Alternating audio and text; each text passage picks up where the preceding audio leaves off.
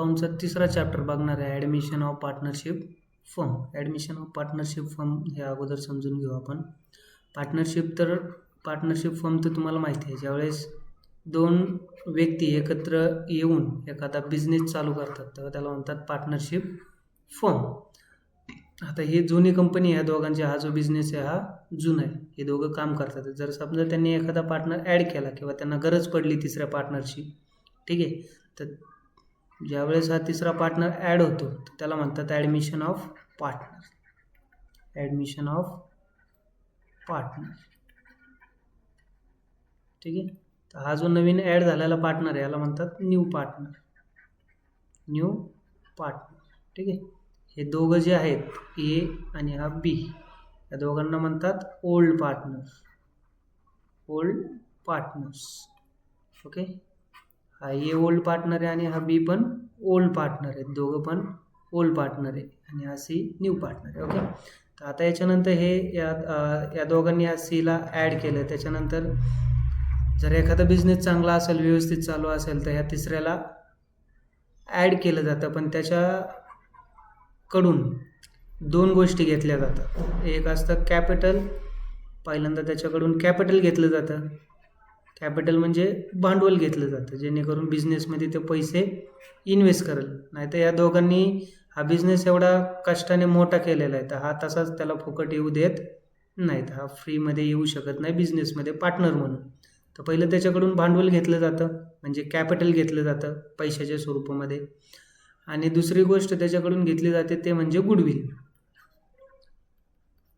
ठीक आहे. गुडविल म्हणजे जे रेप्युटेशन आहे बिझनेसचं, ठीक आहे. बिझनेस ह्या दोघांनी जो एवढा मोठा उभा केलेला आहे, त्याच्या बदल्यात ही दोघं काय करू शकतात, या सीकडून गुडविल घेऊ शकतात. तर ह्या दोन गोष्टी हा बिझनेसमध्ये आणत असतो. पहिली गोष्ट कॅपिटल आणावं लागतं त्याला आणि गुडविल आणायला लागतं, ओके. तर आता आपण हे कॅपिटलचं साधं सोपं आहे. कॅपिटल आणायचं म्हटल्यावर साधी सोपी एंट्री आहे त्याची. Cash account debit to goodwill account. Cash account debit to capital account आहे. Cash account debit to new partners, नवीन पार्टनर्सने आणल्यामुळं न्यू पार्टनर्स कॅपिटल अकाउंट, ठीक आहे. तर हे झालं आपलं कॅपिटलची एंट्री. ही एंट्री करायला लागते तुम्हाला. Cash account debit to new partners capital account. आणि हे तुम्हाला प्रत्येक प्रॉब्लेममध्ये येणार, प्रत्येक प्रॉब्लेममध्ये IMP म्हणून आहे, ठीक आहे. प्रत्येक पार्टनर जो ॲड होतो तो कंपल्सरी त्याला कॅपिटल आणावंच लागतं. तर कॅपिटलची एंट्री होते cash account debit to new partners capital account. आणि दुसरं जे आहे हे गुडविल आणलं जातं. आता याच्यामध्ये परत दोन टाईप आहेत. पहिले सिम्पल गुडविल.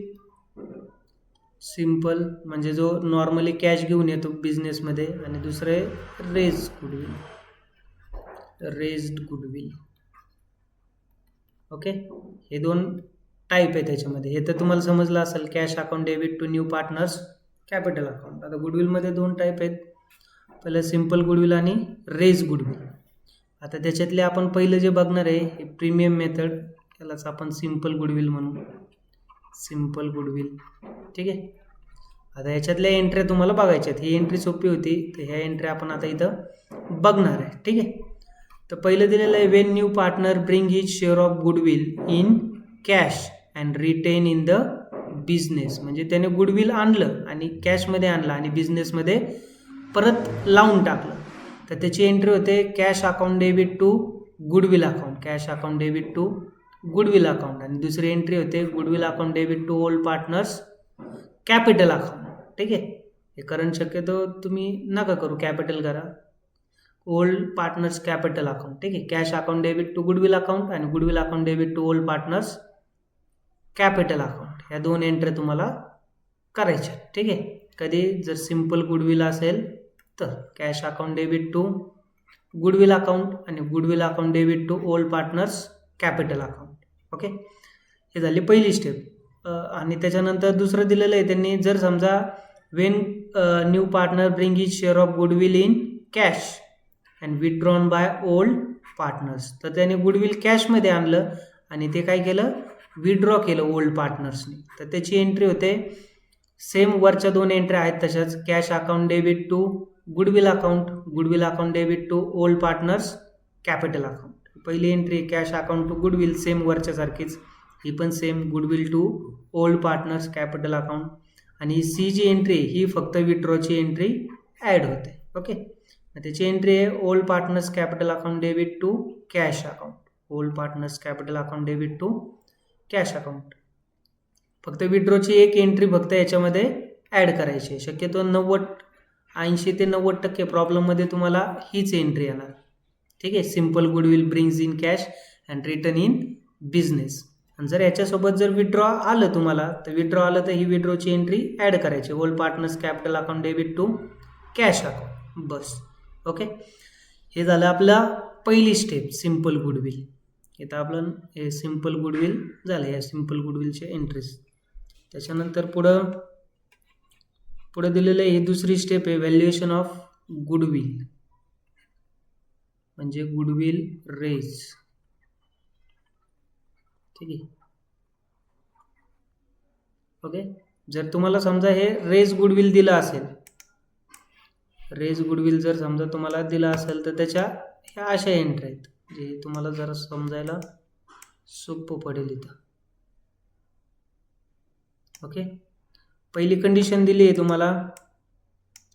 पहिलं दिलेलं आहे when new partner does not bring his share of goodwill in cash and it is raised in the books of firm. ठीक आहे. जर त्या पार्टनरने समजा गुडविल नाही आणला आणि ते गुडविल काय झालं, रेज झाला. हा रेज शब्द महत्त्वाचा. जेव्हा रेज शब्द येईल तेव्हा समजायचं गुडविल रेजची एंट्री करायची असते आपल्याला. ओके, जर गुडविल रेज झालं तर त्याची एंट्री होते goodwill account debit to old partners capital account. Goodwill account debit to old partners capital account. आणि जर समजा हे तसंच आहे same, even goodwill is raise and return of, हे रेजची तर वरचीच entry same goodwill to old partners, goodwill to old partners. आणि रिटर्न ऑफ दिलेलं आहे तुम्हाला, रिटर्न ऑफची फक्त एक एंट्री त्याच्यामध्ये ॲड करायची. ठीक आहे. त्याची एंट्री होते all partners capital account debit to goodwill account. All partners capital account debit to goodwill account, हे रिटर्न ऑफची एंट्री. ठीक आहे.